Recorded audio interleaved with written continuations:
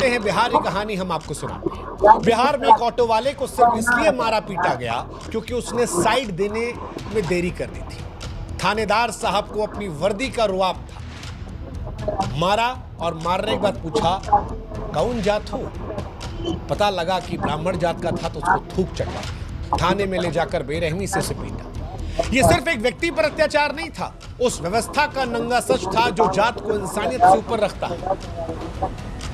इस बार भी समाज में आक्रोश था, गुस्से की लहर इस बार भी थी, लेकिन ये उन लोगों की थी जो पिछली बार अपनी जात को डिफेंड कर रहे थे और आज वो ठंडे पड़े थे जो पिछली बार जात से ऊपर निकलकर इंसानियत की बात कर रहे थे। सवाल ये है कि जब दर्द वही है, अपमान वही है, जातिगत हिंसा वही है, तो समाज का एक हिस्सा मुंह क्यों फेर लेता है? वो जो इटावा में नारे लगा रहे थे वो खामोश क्यों है? जो ट्वीट्स वायरल हो रहे थे वो गायब क्यों है? क्योंकि पीड़ित उनकी जात का नहीं था, जालिम उनकी जात का नहीं था। और सबसे बड़ा सवाल पुलिस को लेकर, क्योंकि इटावा की घटना ने पुलिस की वर्दी पर भी दाग लगाया है।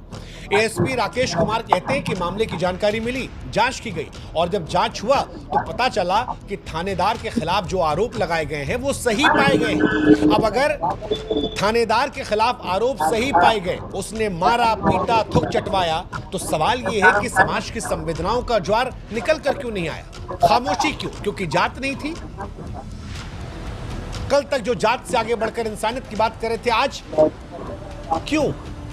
एसपी तो कह रहे हैं ना कि ऐसी घटनाएं पुलिस महकमे के लिए धब्बा है। हालांकि सवाल एएसपी साहब से भी है कि क्या जो ये निलंबन की कार्रवाई है ये केवल एक दिखावा है? क्योंकि आक्रोश एक वर्ग का सोशल मीडिया पर आया है, लेकिन अगर ये थानेदार साहब 2 महीने बाद बहाल हो गए, बिना आपराधिक मुकदमा दर्ज हुए, तो ये सारा खेल केवल कागजों तक सीमित रह जाएगा।